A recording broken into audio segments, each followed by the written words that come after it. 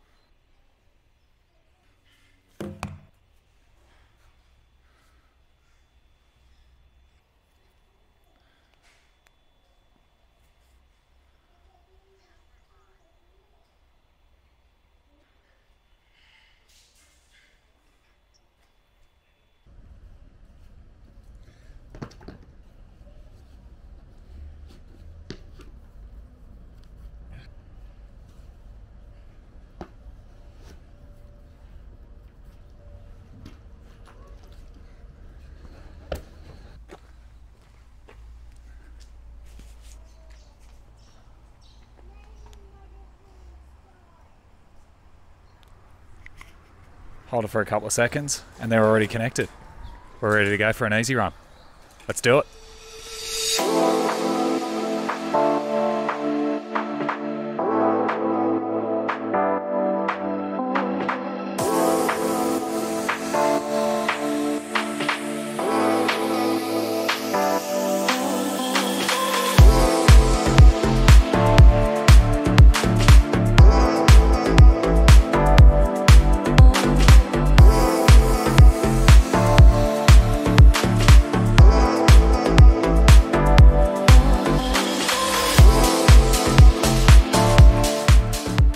G'day and welcome to my first impressions video of the SoundPEATS Runfree Lite 2. Just a few disclaimers before I get into the details.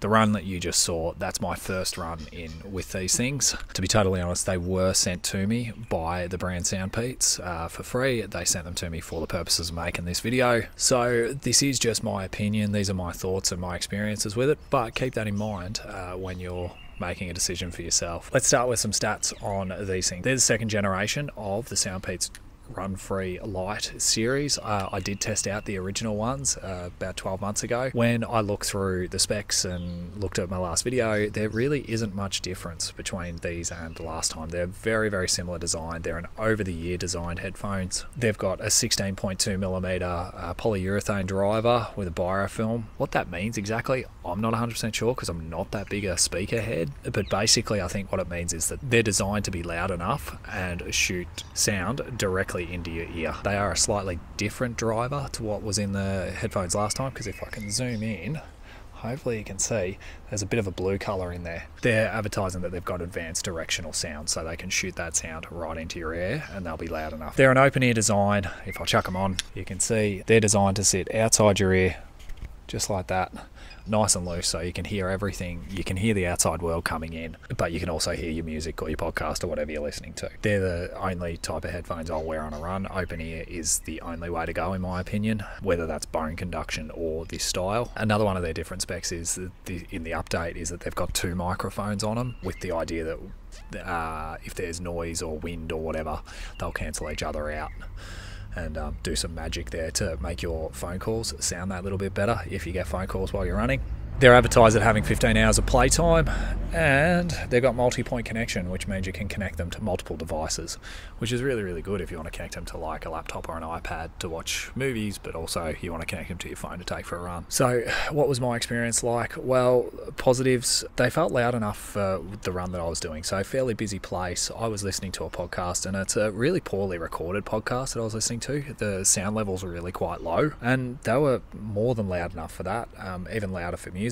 I did have them up full ball for the podcast, but yeah, didn't need them up full ball to listen to music. They're really, really light. Even having them on my head right now, you can't feel them. They just disappear. They're super, super light. They let plenty of ambient noise in. You could definitely hear what was going on around you. Like people, there are a lot of people I was dodging and weaving between. There was a lot of noises I was listening for, and you could hear all of that. So they've done a really good job there. And they've got 3 buttons on the side. I'll just quickly show you. On the right hand side there, down the bottom, you can see there's 3 buttons to help control it. I love that.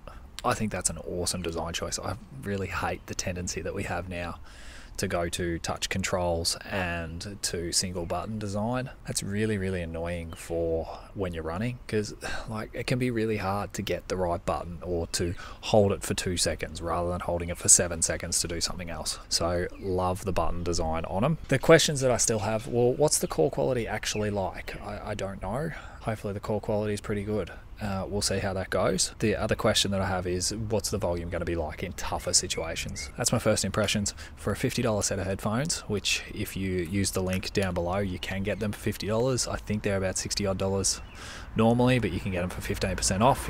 I will do a full review. I will do a full week of testing where I take these out for every single run that I do, and then I can report back to you on how they go. Thanks for watching. I'll see you in the next one.